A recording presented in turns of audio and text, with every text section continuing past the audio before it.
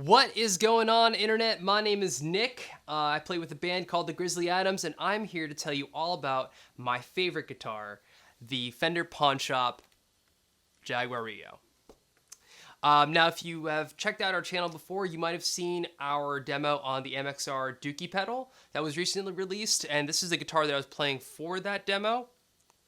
So this is going to be all about what this guitar is, why it's my favorite, and a couple of mods that I've done to make it extra special. So first and foremost, like I said, this is a Fender Pawn Shop Jaguarillo. Jaguarillo is the correct pronunciation, I think. But anyways, so Pawn Shop series. This was around 2012, 2013. Fender was releasing the guitars in their Pawn Shop series, which the idea behind that was guitars that never were, but could have been. So if you were around in the 80s and 90s, you might have seen some knockoff Fender guitars in some pawn shops. And what the cool thing about some of these knockoffs were is that they had different configurations, different variations on Fender's classic guitar designs. So Fender kind of took inspiration from those types of guitars that people would find. And so what they did is they kind of made hybrids in some cases of two different guitars in their standard line. And that's exactly what this is. So it's a hybrid between the Fender Stratocaster and the Fender Jaguar. So you've got the standard short scale neck like you do with the Jaguar. And as you do with the Stratocaster, you have a 5-way pickup configuration as opposed to the complicated switching system that the Jaguars usually come with. So it's pretty streamlined as far as that's concerned. Obviously you've got 3 pickups as opposed to the 2 in the Jag. And you've got the humbucker in the bridge. So I guess the idea was to give you a lot of tonal variety. And you also got the Fender floating vibrato, which is really close to me and my heart. I'll tell you a little about that later. But anyway, so that's a general overview of what this guitar is. Like I said, it's a combination of Strat and Jaguar. Now, I did some mods to the guitar. For one, the first thing I did is I changed out the bridge pickup. The bridge pickup it comes with is called Fender's Atomic. Yeah, Fender's Atomic Bridge, or Atomic Humbucker. It's all right. It's not bad, but it's a little bit brittle for me. And quite frankly, I don't really use the bridge too much, except when I'm recording, just to give me a little bit more tonal variety to beef up the guitar tracks. So I put in the JB, and so far it's been working really, really great. A lot of really great guitarists use the JB for a good reason. It's a good, consistent sound. Not too bassy, not too trebly, but it definitely cuts. You know, people like Kurt Cobain, Billy Joe Armstrong, Wata from the band Boris. Yeah, they all use the JB. So, good pickup to have. Now, I also replaced the middle pickup. And this right here is what's called a Seymour Duncan Stra-Bro 90. It comes from a Seymour Duncan custom shop. And it was basically a way for guitarists to get the P90 tone out of a single coil pickup. I don't know how they do it. I just know that I have a guitar with P90s in it, and it gets a very similar bell-like chime to the notes that are played. So I really, really like this pickup. In fact, when I play most of the time, I'm using the middle position, so I'm mostly using this pickup anyway. Standard stock, it comes with just 2 single coil Strat pickups, standard neck and middle, and then that, like I said, the atomic humbucking bridge. So that's that. I also modded it with a Mastery bridge and a Mastery vibrato.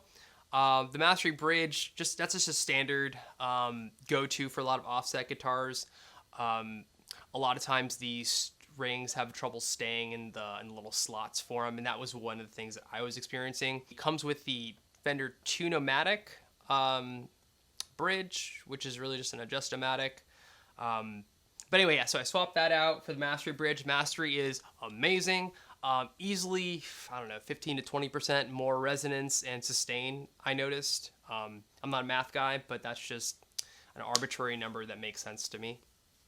And I switched it out for the Mastery Vibrato because the vibrato it came with, I got this guitar used, by the way. The vibrato it came with, it felt very limited, and kind of herky jerky. Didn't really feel very consistent, and also it didn't let me bend upwards. It only let me bend downwards, so I couldn't do like.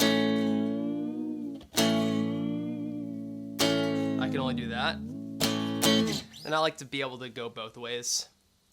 Anyway, it's a great vibrato. I think it's a really good upgrade for anybody with Fender's floating vibrato. I just think it's super solid. I mean, look at it. It's that steel plate. Ain't nothing breaking that. All right. So I guess that's pretty much it. As far as the guitar is concerned, let me just go ahead and give you a quick demo. I'm gonna do some chordy stuff, and then I'll do something that's a little bit more open, so you can hear some more articulation between the strings. All right, so I'm gonna start with my neck pick. I'm just gonna play a kind of a chordy riff, just no distortion, just come straight clean into the amp. I'm playing out of a Fender Bassman 59 reissue, and I'm miking it up with a Shure SM57 on the left cone there, off axis, if you're interested. All right, neck pick up first.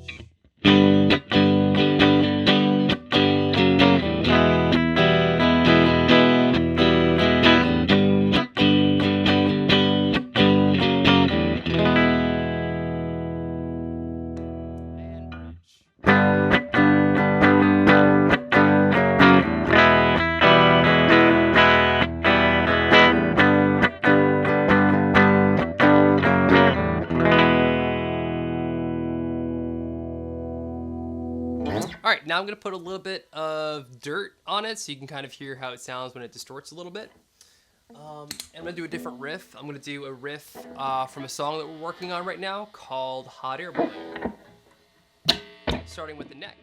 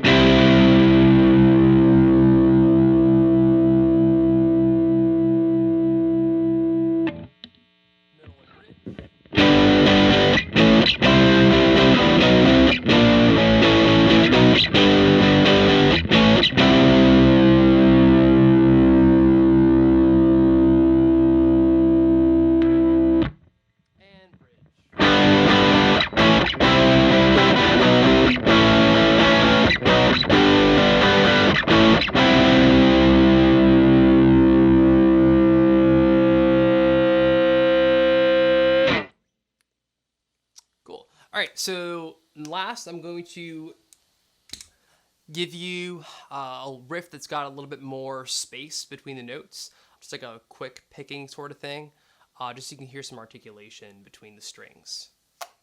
So we're starting on the neck.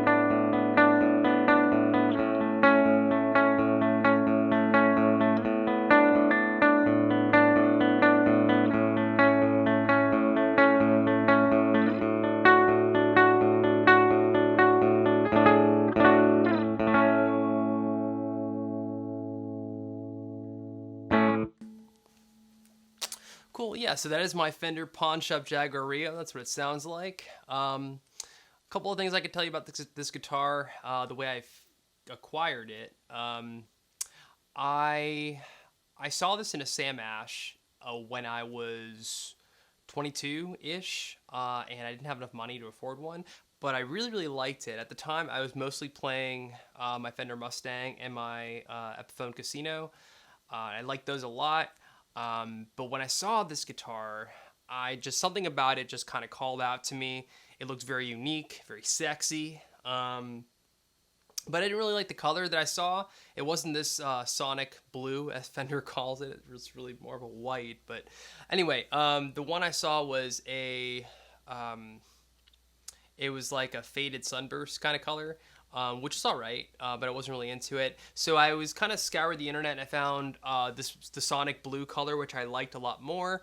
But I just kind of forgot about it after a while. I just kind of couldn't afford it. Couldn't afford anything at that time. So anyway, every once in a while I would just kind of look on the internet and just see if I could find one like this, with the sonic blue color.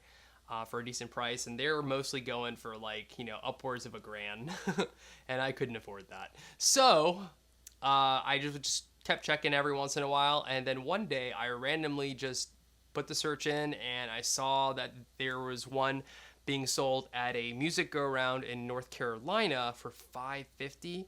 So I snatched it up, and that's how I got it.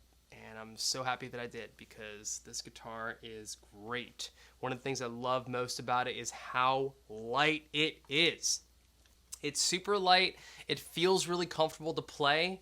And if you guys have seen us play, you know that I tend to jump around and get a little wild on stage. This guitar was really, really comfortable throughout the whole thing. Anyways, guys, that is my demo of the Fender Pawn Shop Jaguarillo. If you like this video, please give it a like. If you like what we're doing here, please subscribe to our channel. We'll be adding a lot more videos soon. Until then, guys, my name is Nick. I play with the Grizzly Adams, and you guys are freaking beautiful. See ya.